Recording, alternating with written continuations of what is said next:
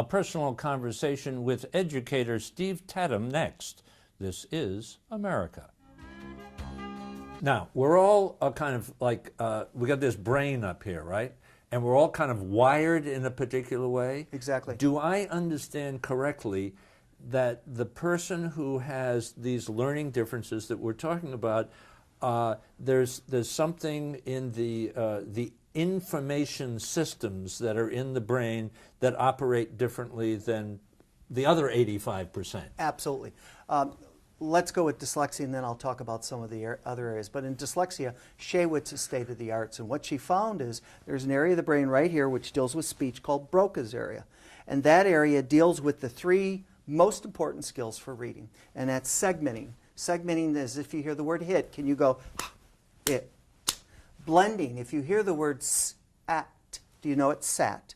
Mm-hmm. And then manipulating sounds and words. Bat without the t is bat. Those three skills need to be well established, especially segmenting for first grade. Those are located here. She found that kids with dyslexia have difficulty in Broca's area. They have trouble with sounds. Therefore, they don't fire up the two posterior areas, right above the ear and the back of the ear.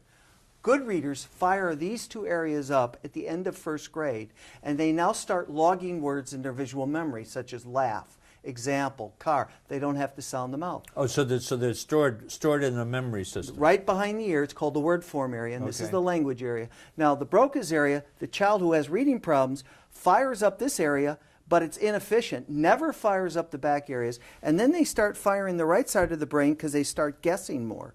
Very inefficient.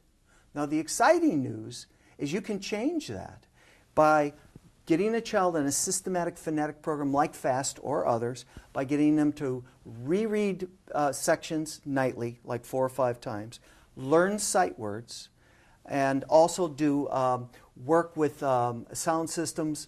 So if they're having difficulty with particular sounds, making sure those sounds are clear.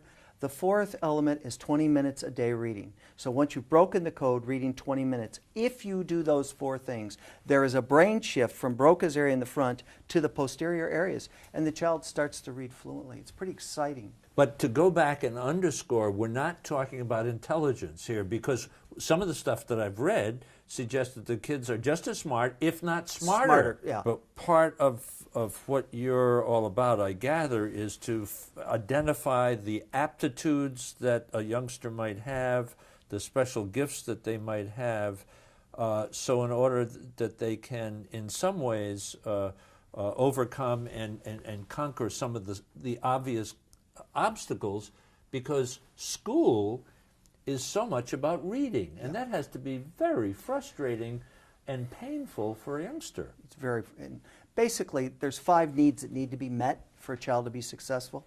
They have to feel secure, they belong, they gain academic power, they have some freedom and fun.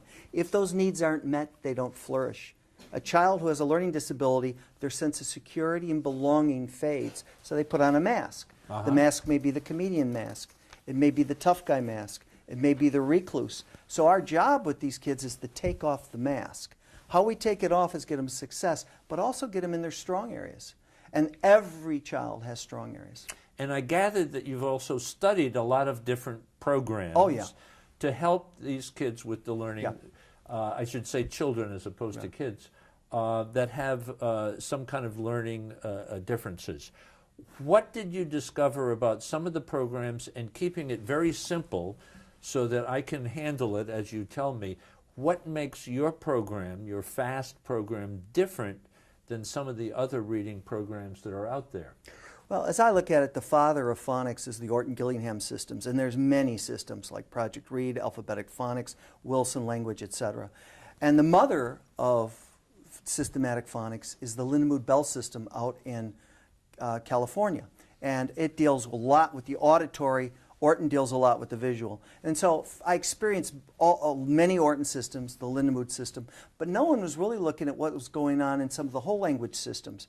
Now, whole language gets a bad rap these days. What does that mean? Well, whole language is where you learn, you basically get thrown in the books, and you base, the viewpoint is we need to expose kids to healthy reading right off the bat, and that the written language is just like oral language. It'll happen naturally.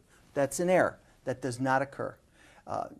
We have an oral language device that organizes oral language. We don't have a reading device. So the premise was an error. But they are a wonderful program once a child has broken the code. That means can sound out words and read. It's a wonderful program. So I experienced them all, and I eventually came to the point that the problem with reading programs, especially for kids above 3rd grade, was they took too long, 2 years to get 2 years growth. They were boring.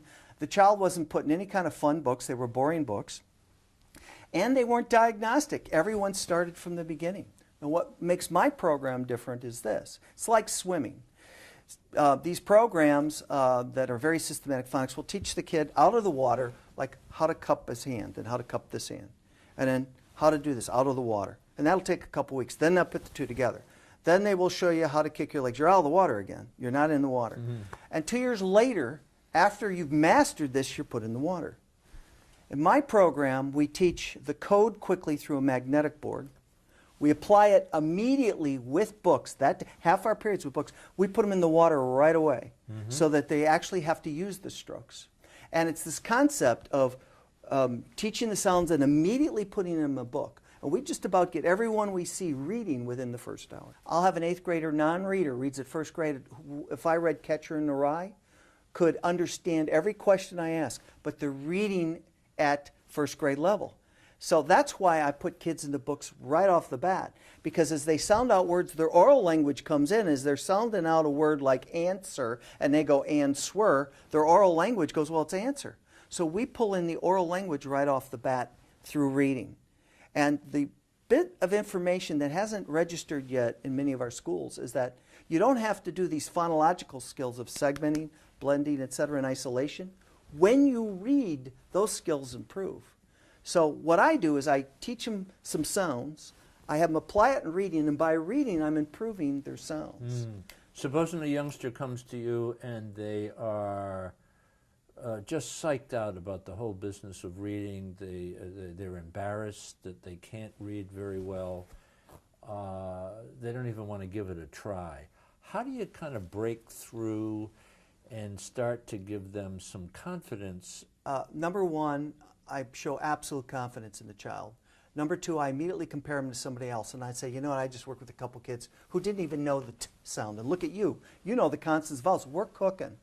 Then immediately I teach them sounds and consonants and vowels and put them into a book right away. These little books that you have? These little books that I have. Now you write these little books, yes, I do. Don't they? Right. And I wrote them for kids, not for teachers. Many parents would not be, or teachers would not be crazy about Martian Raptor or Lighthouse Ghost. But I wrote these books for kids. And they're phonetically controlled. The Martian Raptor's dealing with what are called the diphthongs. And Lighthouse Ghost is dealing with other vowel teams that are difficult. But the books are phonetically controlled, but they're chapter books and fun. What does it do for you? What does it do for parents, for teachers, for reading experts? A lot of schools have a reading specialist. Right. What does it do when a kid is jumping up and down saying, I can read, I can read, I can read, when they never thought they could? Well, that is the pinnacle of education. That is the thing that we want, is getting a child to read. And so you can't even put words on it, because reading is the doorway to knowledge. It's the doorway to being useful.